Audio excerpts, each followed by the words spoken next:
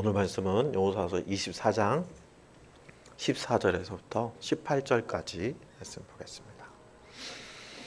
그러므로 이제는 여호와를 경외하며 온전함과 진실함으로 그를 섬기라.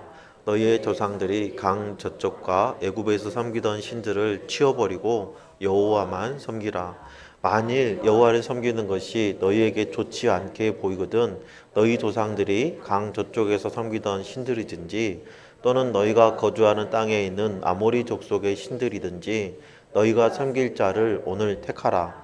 오직 나와 내 집은 여호와를 섬기겠노라 하니 백성이 대답하여 이르되 우리가 결단코 여호와를 버리고 다른 신들을 섬기지 아니하오리니 이는 우리 하나님 여호와께서 친히 우리와 우리 조상들을 인도하여 애굽 땅 종되었던 집에서 올라오게 하시고 우리 목전에서 큰 이적들을 행하시고 우리가 행한 모든 길과 우리가 지나온 모든 백성들 중에서 우리를 보호하셨음이며 여호와께서 또 모든 백성들과 이 땅에 거주하던 아모리 족속을 우리 앞에서 쫓아내셨음이라. 그러므로 우리도 여호와를 섬기리니 그는 우리 하나님이심이니이다 하니라. 아멘. 저번 주일에 우리는 4가지 기쁨을 살펴봤죠. 기환의 기쁨, 회복의 기쁨, 안식의 기쁨, 가정의 기쁨, 이게 4가지를 살펴봤는데요. 이 가정의 기쁨에는 또 자녀의 기쁨, 세대를 잇는 기쁨, 존귀의 기쁨이 있었어요. 또 자녀는 하나님께서 우리에게 주시는 상급이고 기업이다라는 말씀을 나누었죠. 그리고 자녀들은 장수의 손에 들린 화살처럼 믿음의 부모가 자녀 세대를 통해서 그 믿음으로 더 앞으로 나아가게 한다라는 말. 그러니까 기쁨으로 자녀들을 앞으로 나아가게 하는 그런 기쁨을 누리게 되고요. 그리고 성문 앞에서 원수들과 단판을 질 때 자녀들이 많음으로 인해서 존귀의 기쁨을 누릴 수 있다라는 말씀을 나누었어요. 오늘 우리는 가정의 기쁨을 누리는데 그 중에 핵심적인 요소인 믿음을 이어가는 세대를 잇는 기쁨에 대해서 오늘 본문 말씀을 통해서 좀 더 살펴보려고 합니다. 2029년 9월 1일자, 바로 그제 신문이죠. 한겨레 신문에 인터뷰 내용이 올라와 있는데요. 문영배 전 헌법재판관에 대한 인터뷰 내용이에요. 이런 내용이 있습니다. 문영배 전 헌법재판관이 이렇게 얘기해요. 아까 배달하시는 분이 나를 보더니 재판관님 나라를 구하셨습니다 라고 인사를 하더라는 거예요. 그래서 이 문영배 전 헌법재판관은 나라는 국민이 구했고 나는 도장만 찍었을 뿐입니다 라고 답변했다는 거예요. 많은 분들이 나를 보고 나라를 구했다라고 말하지만 나라는 국민이 구했다 라고 인터뷰하는 모습이었어요. 이 짧은 말 속에 굉장히 중요한 메시지가 담겨져 있습니다. 나라의 근본은 권력자에게 있는 게 아니라 국민들에게 있다는 것이죠. 여러분, 신앙도 마찬가지입니다. 우리의 삶과 구원은 세상의 권력이나 재물이나 그 어떤 것에 있는 게 아니고 우리의 구원자는 오직 한 분? 하나님 한 분뿐이라는 거예요. 그래서 여호수아는 뭐라고 얘기합니까? 강 저쪽과 애굽에서 섬기던 신들 그것을 치워버리고 오직 여호와 하나님만을 섬기라 하고 외치고 있는 것입니다.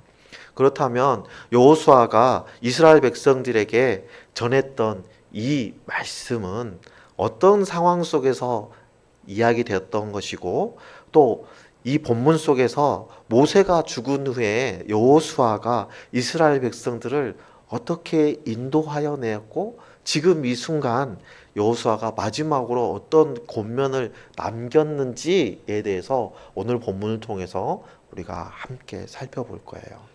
모세가 죽은 후에 여호수아는 그 무거운 짐을, 무거운 사명을 정말 잘 감당했죠. 우리가 저번 주 수요일 날 여호수아가 마음에 져야 될 그 무거운 짐들에 대해서 잠깐 언급했잖아요. 여호수아는 부족함에도 불구하고 하나님의 인도하심에 따라서 이스라엘 백성들을 인도해서 약속의 땅으로 들어갔고, 약속의 땅에서 정복 전쟁을 훌륭하게 벌이고 그 땅들을 다 차지하였고, 그것으로 끝나는 것이 아니라 이스라엘 백성들에게, 이스라엘 지파에게 기업으로 다 분배했어요. 모든 땅의 분배가 끝난 무렵에 여호수아는 세겜 땅으로 모든 이스라엘 지파를 불렀습니다. 그리고 그 지휘관과 제사장들에게 이렇게 외치고 있죠. 오늘의 본문의 핵심 되는 구절을 이야기하고 있는 것입니다. 그리고 아브라함 때부터 지금에 이르기까지 하나님께서 어떻게 이스라엘 백성들을 보호하시고 인도하여 내셨는지에 대해서 강조하고 있습니다. 참 돌이켜보면 우리는 다 알고 있잖아요. 그죠? 돌이켜보면 이스라엘 백성들이 약속의 땅을 점령할 때까지 얼마나 많은 어려움들이 있었습니까? 아모리 족속과의 첫 전쟁도 있었고요. 모압 왕 시볼이 부올의 아들 발람을 불러다가 이스라엘을 저주하게 했던 사건도 있었죠. 결국은 이 발람의 모략에 의해서 이스라엘 백성들이 음란의 덫에 빠지게 되는 결과를 가져왔고, 비느하스의 거룩한 분노로 인해서 진중에 돌던 하나님의 징벌이 멈추게 되었었죠. 이후로도 여러 족속들과 전쟁을 벌였죠. 어느 것 하나 쉬운 일은 하나도 없었습니다. 여러분, 이 과정에 많은 어려움들이 있었지만 하나님의 도우심과 인도하심으로 다 이겨낼 수 있었던 것이죠. 지난 과거 중에 가장 극적인 장면 하나 꼽으라 하면, 하나님께서 홍해 바다를 가르시고 애굽의 병거와 군사들과 마병들을 수장시킨 일을 빼놓을 수 없겠죠. 그리고 광야에서 만나를 내리시고 메추라기를 보내주시고, 그 모든 일들은 사실 사람의 능력으로는 할 수 없는 일들이죠. 이스라엘 백성들은 하나님의 권능을 찬양할 수밖에 없는 광야의 40년 기간이었습니다. 이스라엘 백성들이 약속의 땅을 차지한 것도 하나님의 은혜 덕분이었고요. 이스라엘 백성들이 심지 않은 포도원과 그 감람나무에서 풍성한 열매를 따먹을 수 있었던 것도 하나님의 은혜였죠. 이렇게 이스라엘 백성들이 하나님의 은혜를 풍성히 누렸기 때문에 이스라엘 백성들이 보여줘야 될 마땅한 반응이 있겠죠? 하나님의 은혜에 합당한 삶을 살아가는 것이 온전한 반응입니다. 그렇다면 하나님께서 이스라엘 백성들에게 바라시는 그 반응과 태도는 무엇일까요? 오늘 14절 말씀해 보니까 이제는 여호와를 경외하며 온전함과 진실함으로 그를 섬기라. 너희 조상들이 강 저쪽과 애굽에서 섬기던 신들을 치워버리고 여호와만 섬기라 하고 명령하고 있는 거예요. 여기서 우리는 몇 가지 중요한 핵심을 확인할 수 있는데요. 첫 번째는 여호와를 경외하는 거예요. 성경을 읽다 보면 여호와를 경외하라는 말씀 계속 반복되죠. 특히 구약 성경에는 계속 반복됩니다. 그 경외라는 단어는요, 하나님의 거룩하심과 위대하심 앞에 자신을 낮추고 말씀에 순종하고 죄를 멀리하고 하나님만을 신뢰하는 태도를 의미하는 거예요.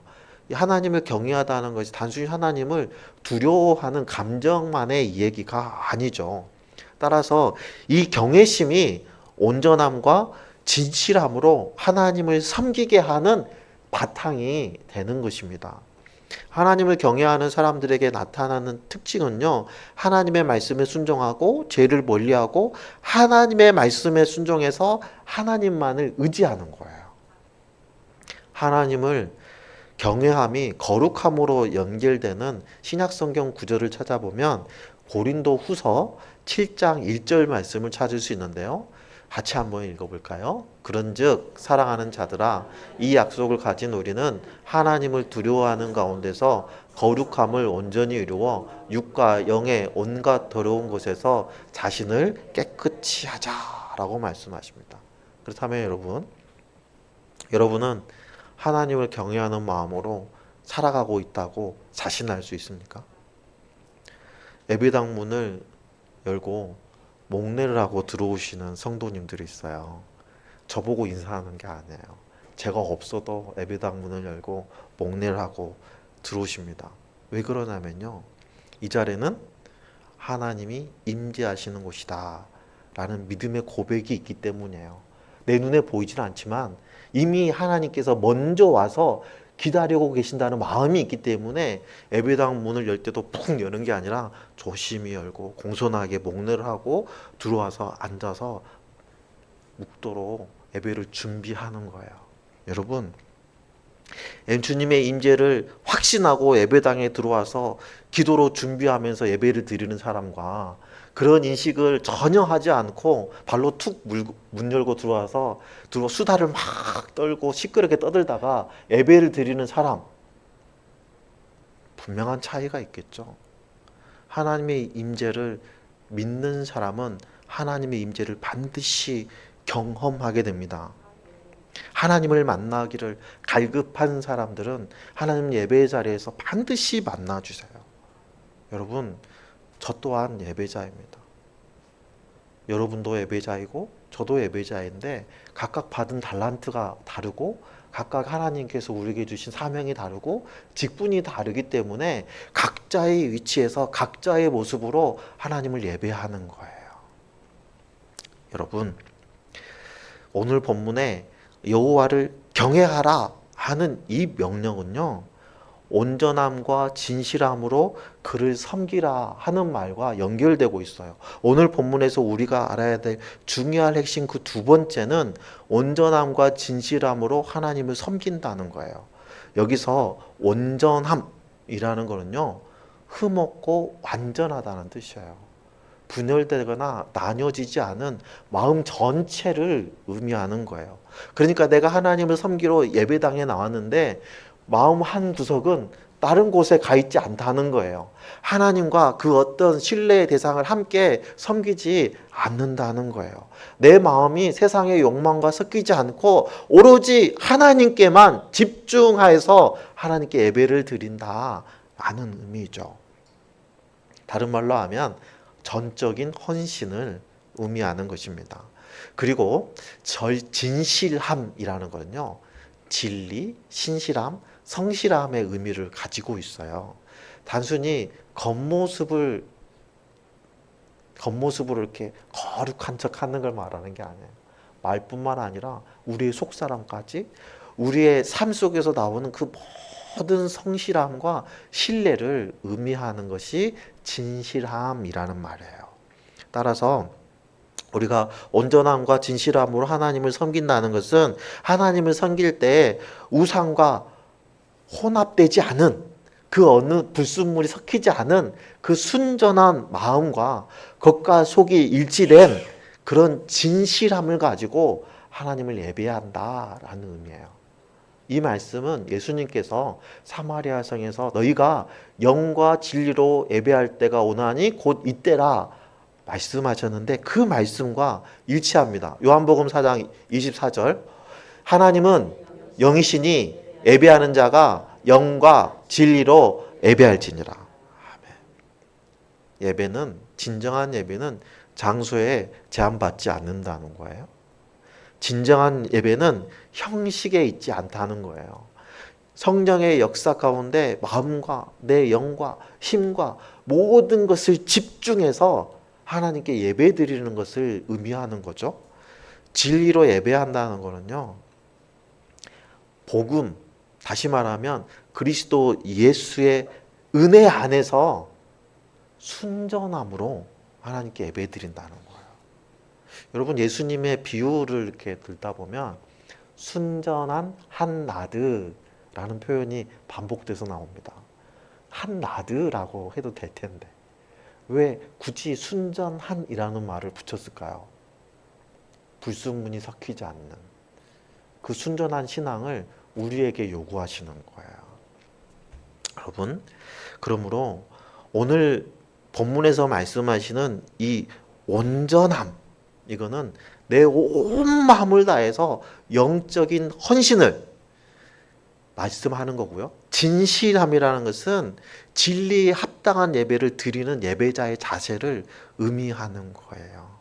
그래서 예수님의 말씀을 오늘 본문에서는 구약에 맞는 언어로 바꾸어서 이야기하고 있다라고 이해하면 좋겠습니다. 그래서 우리는 성령님의 도우심에 따라서 예수 그리스도 안에서 나의 온 마음으로 진심을 다해서 하나님을 예배하는 그 태도, 그 자세를 지켜야 한다라는 것이 오늘 여호수아에서 하시는 말씀입니다. 또 여호수아 14절 하반절에 보면 너희 조상들이 강 저쪽과 애굽에서 섬기던 신들을 치워버리고 누구만을? 여호와만을 섬기라. 강 저쪽과 애굽에서 섬기던 신들을 선택하든지 아니면 너희를 애굽에서 이끌어내서 약속의 땅을 주신 하나님을 선택하든지 둘 중에 하나를 선택하라는 거예요. 중간은 없습니다. 신앙에 있어서 회색지대는 없어요. 흰색이 아니면 검정색이에요. 여기서 강 저쪽은요, 유프라데스 강 저편을 얘기하는 거예요. 그러니까 아브라함이 이전에 거주했던 땅을 의미하는 거예요. 그곳에는 어떤 신을 섬겼죠? 달신도 섬기고 태양신도 섬기고, 그죠? 그 고대 근동의 우상을 가득했던 그곳이 비옥한 토생딸 지역이었잖아요, 그죠? 애굽은 여러분도 다 알다시피 이스라엘이 애굽 땅에서 노예살이 하던 곳이죠. 그곳에 대표하는 신들은 아피스, 라, 아시스 같은 그런 신들이죠. 여호수아는 과거 이스라엘 백성들의 그 경험 속에서 만났던 그 우상들을 다 버리라고 말씀하고 있는 거예요. 우리가 살아가는 이 시대에도 강 저쪽과 애굽에서 섬기는 그런 신들과 같은 우상들이 나도 모르게 우리 안에 자리 잡을 때가 있습니다. 예를 들자면 참 많이 안타까운 현실을 보는데, 요즘에 아파트 놀이터에 가잖아요. 애들이 없어요. 유치원생도 안 보여요. 왜 그러냐면요, 유치원생 때부터 조기 교육을 시키기 때문에. 영어뿐만 아니라 유치원생들이 초등학교 선행과정을 공부해요. 저학년 게 아니라 고학년까지. 조기 인지교육을 받은 영아 중에 상당수는 감정 조절이 안 되고 정서가 불안하고 짜증내고 공격적인 성향을 띈다는 연구 결과가 많이 있습니다. 요즘 청년들과 청소년들에게 나타나는 공통적인 증상 중에 하나가 분노 조절이 안 된다는 거예요. 제가 이런 얘기하면 억측이라고 할 수도 있겠지만, 왜 청소년들이 분노 조절이 안 될까요? 어릴 때 발달 단계에 따라서 충분히 정서적인 안정을 누리고 정서적인 발달을 누려야 되는데, 그렇지 못하고 한참 뒤에 해도 되는 인지 발달을 도모했기 때문에 이런 증상이 일어난다라고 말할 수 있는 거예요. 애굽의 연구 사례를 보면 대학생 시절에 애국어를 공부할 때 학습 능력이 오히려 선행했을 보다 월등했다라는 연구 결과들이 많이 나오고 있어요. 발달 단계를 고려하지 않고 부모의 욕심에 따라 세상의 방식대로 아이를 교육하면 교육의 부작용 때문에 AI 시대에 가장 중요한 요소로 부각되고 있는 스스로 탐구하는 태도와 어려운 문제를 창의적으로 해결하는 능력이 상실된다는 거예요. 그러므로 세상의 방식은 우리 아이들도 죽이고 우리 아이들의 영성도 죽여요. 우리 학교 일선의 교사들의 이야기를 들어보면 선행학습을 한 아동들은요, 초등학교 1, 2, 3학년 때는 좀 앞서간답니다. 근데 4학년이 되잖아요. 역전현상이 일어난대요. 선행학습을 하는 애들이 보통 공부를 하는 애들보다 뒤처진대요. 왜냐하면 나는 다 안다는 착각과, 그리고 이미 공부에 질려버렸어요. 그래서 공부를 더 안 한다는 거예요. 세상의 방식, 다시 말하면 세상이 추구하는 그 성공이라는 그 우상을 섬기고 그들을 따라 행하기 때문에 오히려 자녀를 망치는 결과를 가져오고 있다는 거예요. 내가 단적으로 교육 분야만 언급했지만 다른 부분에서도 세상의 그 방식을 추종하다가 하나님을 잃어버린 사례가 얼마나 많이 있는지 몰라요. 우리나라의 청년과 청소년들의 복음화 비율이요, 미종족의 복음화 비율과 같습니다. 우리나라의 청년과 청소년은 미종족 전도에 전도하듯이 전도를 해야 한다는 말이에요. 그래서 지금 남침례교 선교부에서 작년부터 우리나라에 선교사를 재파송했습니다. 청년과 청소년 사역을 위해서요. 여러분, 우리나라 기독교 인구가 700만 명이라고 그래요. 이 사람들 모두가 강 저쪽과 애굽에서 섬기던 그 신들을 버리고 여호와만 섬겼다면 청년과 청소년들이 이렇게 복음화율이 4% 밑으로 떨어지는 상황이 일어났을까요? 청소년들과 청년들이 하나님의 말씀보다는 세상적인 스펙을 더 중요하게 생각하고 예배자의 삶보다는 화려한 라이프 스타일을 더 중요하게 여기다 보니까 이런 상태까지 이르게 된 것이죠. 여러분, 청년과 청소년들의 이러한 영적 상황이 왜 일어난 것일까요? 그 원인이 어디에 있을까요? 이것은 우리가 강 저쪽과 애굽에서 섬기던 신들을 여전히 버리지 못하고 있다는 반증입니다. 여러분, 그렇다면 우리가 어떻게 하면 하나님만을 섬기는 삶을 살 수 있을까요? 자, 첫 번째는 우상을 버리고 하나님만을 선택해야 됩니다. 여러분, 하나님보다 앞서는 것은 다 뭐라고요? 우상이에요. 오늘 우리가 돈과 건강과 성공과 권력과 쾌락과 그 사람의 인정 등을 하나님보다 더 의지한다면 그게 우상인 거예요. 세상 속에서 성공과 안정과 행복을 추구하는데 세상의 것이 그것을 보장해 줄 것이라고 믿는다면 하나님이 아닌 세상을 의지하고 있는 거고 세상이 나에게는 우상이 되고 있다는 거예요. 따라서 그렇게 내가 의지하고 있는 모든 것들을 내려놓아야 되는 것이죠. 우리는 이런 생각을 해요. 돈이 있으면 행복해진다. 좀 넉넉하고 풍족하면 행복하잖아. 이런 얘기를 하잖아요. 근데 그 생각이 우리를 우상에 붙들어 맵니다. 예수님은 나와 재물을, 다시 말하면 너희가 재물과 하나님을 겸하여 섬길 수 없다라고 명확하게 말씀해 주셨어요. 인정받기 위해서, 성공하기 위해서 신앙을 뒤로 미루는 사람들이 얼마나 많아요. 전도하려고 가보면 목사님, 지금 제가 먹고 살기 힘들어서요. 조금 형편이 나아지면 교회 갈게요. 지금 이분의 우상은 뭡니까? 그래요. 사업이에요. 사업. 먹고 사는 것. 생계가 우상이 되는 거예요. 하나님 말씀보다 과학과 이성과 기술을 더 신뢰한다면 그것이 또 우상이 되는 것이죠. 여러분, 이 시간 우리에게 스스로 질문해 보기를 원합니다. 무엇이 내 마음의 주인인가? 지금 이 순간 무엇이 내 마음의 주인인가 점검해 보시기를 부탁드리고요. 우리가 하나님께만 충성을 다하는 성도들 되기를 소망합니다. 자, 그리고 하나님을 경외함으로 온전함과 진실함으로 하나님만을 섬겨야 해요.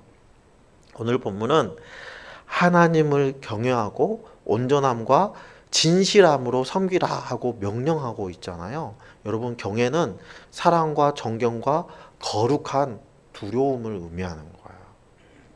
하나님을 경외하는 사람은 말씀을 결코 가볍게 여기지 않습니다. 집안에 아버지가 무서운 분이 계시다면, 아버지가 엄청 무서우신 분이면 아버지가 한마디 하면 그거 무시할 수 있습니까? 아니죠. 아버지의 한마디가 천둥벼락처럼 무섭잖아요. 하물며 육신의 아버지도 그 아버지의 말도 무겁게 느끼는데 천지를 지으시는 하나님을 두려워하지 않으면 안 되는 거죠. 근데 단지 무서워한다는 게 아니에요. 어떻게 한다고요? 사랑하고 존경하고 거룩함으로 두려워한다는 거예요.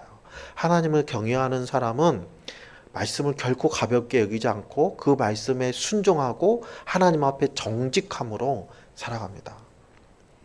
이거는 우리의 삶 속에서도 그대로 드러나는 거예요. 회사에서 보고서를 작성하는데 누군가 편법을 쓰라고 강요해요. 그래도 믿는 우리는 어떻게 해야 된다고요? 안 해야 되는 거예요. 불이익을 당하더라도 편법을 사용하지 말아야 되는 거예요. 그것이 하나님을 경외하는 삶이에요. 내가 어찌 이 큰 악을 행하여 하나님께 큰 죄를 지으리까? 요셉이 보디발의 아내의 유혹을 뿌리치면서 한 이야기입니다. 하나님을 경외함으로 우리는 정직한 삶을 살아야 합니다. 요셉은 보디발의 아내의 유혹을 뿌리침으로 인해서 부당하게 감옥에 갇히는 일을 당했어요. 그러나 최종적으로 하나님께서 요셉을 어떻게 해주셨습니까? 감옥에서 건져내시고 애굽의 총리가 되게 해주셨잖아요.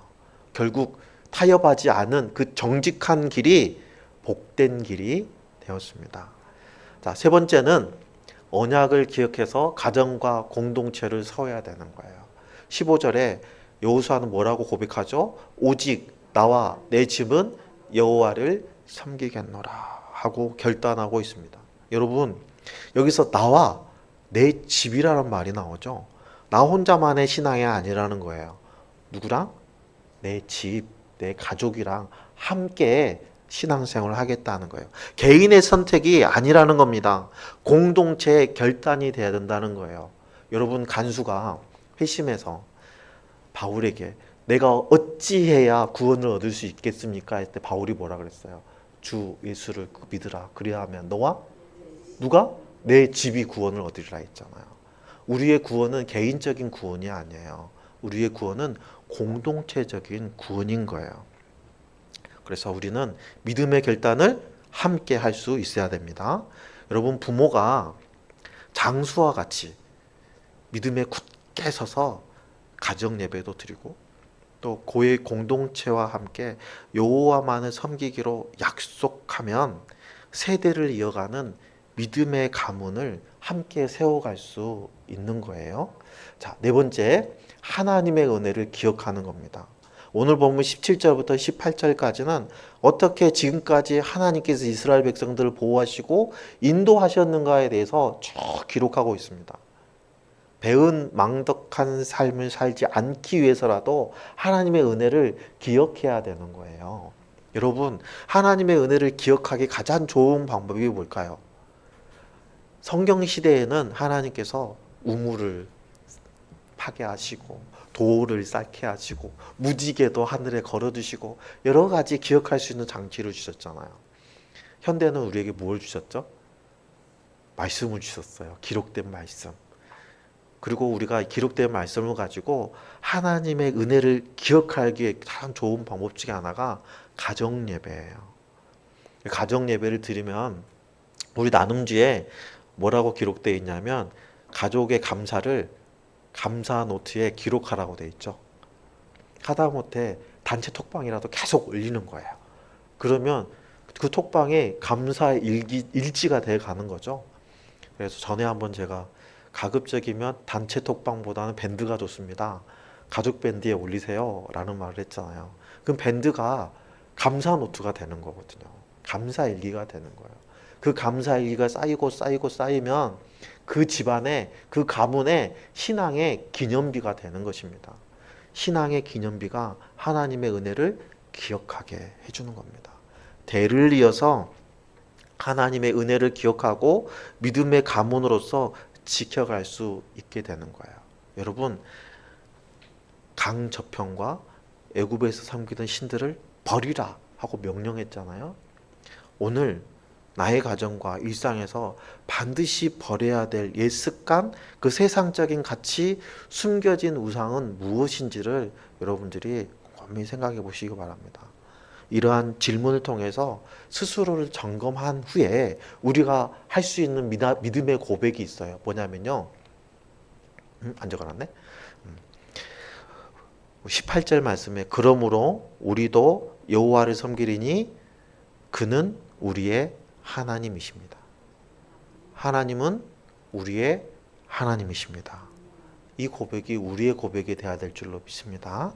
오늘날 우리에게도 여전히 강 저쪽과 애굽의 신들은 존재하고 있어요. 우리가 인지하지 못하는 그 순간에도 그 신들이 우리 안에 쓱 스며들고 있거든요. 돈과 성공과 명예와 세상에서 인정받는 것, 여러분 싫으십니까? 저도 좋아해요. 그런데 이게 하나님보다 앞서면 안 되는데 좋아하다 보니까 하나님보다 앞설 때가 있잖아요. 우리가 기억해야 될 것은 그것들이 우리를 구원해 주지는 못한다는 거예요. 여러분, 우리 가정을 살리고 교회를 세우고 우리의 영혼을 붙들어 주시는 분은 하나님 한 분뿐이라는 것을 우리가 기억해야 됩니다. 그러므로 우리는 여호수아의 고백을 우리의 고백으로 삼아야 돼요. 오늘 하나님 앞에 분명한 선택을 하시기를 권면합니다. 나라의 근본이 국민에게 있듯이 우리의 믿음의 근본은 하나님께 있는 거예요. 혹시라도 내 마음속에 남아있는 그 세상의 신들이 있다면 그 찌꺼기까지 오늘 다 내려놓으시기 바랍니다. 돈이 아니라 하나님, 성공이 아니라 하나님, 사람의 인정이 아니라 하나님의 인정을 받는 성도들 되기를 소망합니다. 여러분, 오늘 우리가 4가지 질문을 좀 던져보려고 하는데요. 첫 번째는 내 삶 속에 하나님보다 더 의지하거나 두려워하는 우상은 무엇인가? 그것을 내려놓기를 바랍니다. 두 번째는 나는 하나님을 섬길 때 겉으로만 행하는 부분은 없었는가? 내가 정말 예배 드릴 때 진심에서 우러나와서 예배를 드리고 있고 목장에서 사랑의 섬김을 할 때 정말 진심으로 마음에서 우러나는 섬김을 하고 있는가? 세 번째는 나는 예배 드릴 때 형식과 습관에 그치지 않고 성령의 도우심과 말씀의 진리에 따라 마음과 삶 전체로 예배하고 있는가? 그리고 마지막 4번째는 나의 가정과 일상에서 반드시 치워버려야 될 그 옛 습관, 세상적인 가치, 숨겨진 우상은 남아있지 않는가를 살펴보자는 거예요. 여러분, 점검하시고 오늘 여호수아의 고백이 우리의 고백이 되었으면 좋겠습니다. 여러분, 분명하게 하나님 앞에서 선택하시기 바랍니다. 혹시라도 내 마음에 찌꺼기라도 남아있지 않도록 하나님 앞에 다 고백하시길 바랍니다. 그리고 오늘 이 자리에서 저와 여러분이 함께 입술로 고백하기를 원합니다. 우리 함께 고백해 봅시다. 주님, 이제는 오직 하나님만 섬기겠습니다. 오직 나와 내 집은 여호와만 섬기겠습니다. 다시 한번요. 주님, 이제는 오직 하나님만 섬기겠습니다. 오직 나와 내 집은 여호와만 섬기겠습니다. 아멘. 오늘 우리가 함께 고백했던 여호와만 섬기겠다고 결단했던 이 고백이 세대를 이어가는 믿음의 고백이 되기를 원합니다.